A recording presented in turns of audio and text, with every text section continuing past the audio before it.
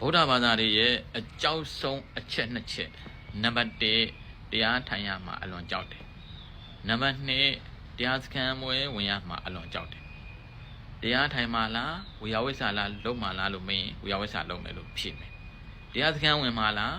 လိုအပ်တဲ့ဝတ္ထုကိုလှူမှာလားလို့မင်းလိုအပ်တဲ့ဝတ္ထုကိုပဲလှူကြလိမ့်မယ်အဲ့ဒါဘာကြောင့်အဲ့လိုဖြစ်ရတာလဲလို့မေးရင်ဝိပဿနာရဲ့အပေါ်မှာကောင်းကောင်းမသိလို့တကယ်တော့တရားစခန်းဆိုတာနိစနစ်ပေးရုံပဲတကယ်တမ်းကတရားထိုင်မှ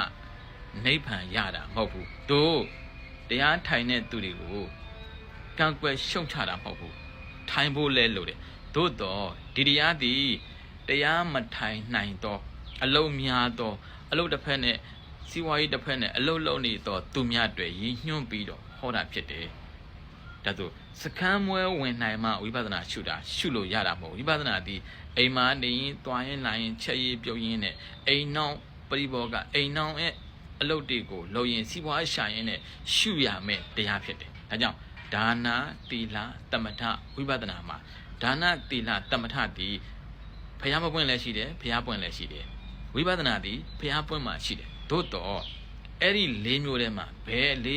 ယ်အရာကအလွယ်ကူဆုံးလဲလို့မင်းနီးစနစ်ကိုသိရင်ဝိပဿနာသည်အလွယ်ဆုံးဘာဖြစ်လို့လဲလို့မင်းဒါနသည်ပတ်စံရှိမှလှူလို့ရတယ်သီလသည်စောင့်ထိန်ရမယ်တမထသည်ပွားများဝိပဿနာကြတော့ဉာဏ်လေးနဲ့ရှုမှတ်ယုံနဲ့လွယ်လွယ်ကူကူတရားရနိုင်တယ်ဒါဘာလဲလို့မင်းနီးစနစ်ကိုသိဖို့ပဲလို့လေဒီဘဝတရားမရတော့မှဒီနီးစနစ်တိုင်းသွားရင်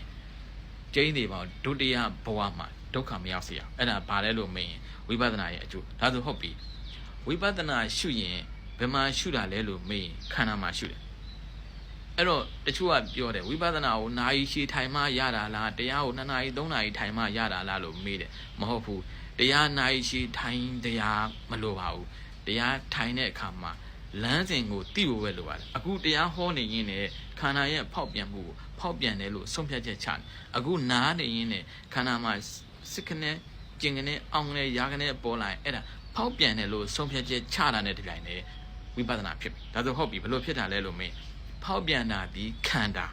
အခုရားနေတာဒီခန္ဓာအခုမြင်နေတာဒီခန္ဓာအဲ့ဒီအော်ဒါဖောက်ပြန်တာပဲဒါမြင်စိတ်ပဲလို့ဆုံးဖြတ်ချက်ချတာဒီခန္ဓာပေါ်ညံရောက်သွားတာပဲဒါကြောင့်ခန္ဓာပေါ်ညံရောက်ထားတဲ့တပြိုင်တည်းငါဟူသောဒိဋ္ဌိပြောက်တာမလို့ခန္ဓာညံရောက်ဒိဋ္ဌိပြောက်ဒါဆိုမြင်ရင်မြင်စိတ်ပဲလို့ဆုံးဖြတ်ချက်ချလိုက်တာနဲ့တပြိုင်တည်းဒိဋ္ဌိပြောက်သွားအဲ့ဒါဝိပဿနာဉာဏ်မြင်စိတ်မရှိတော့ပါလားလို့သိတာဒါဆိုဖောက်ပြန်တယ်လို့ဆုံးဖြတ်ချက်ချခန္ဓာပေါ်ဉာဏ်ရောက်တာပဲ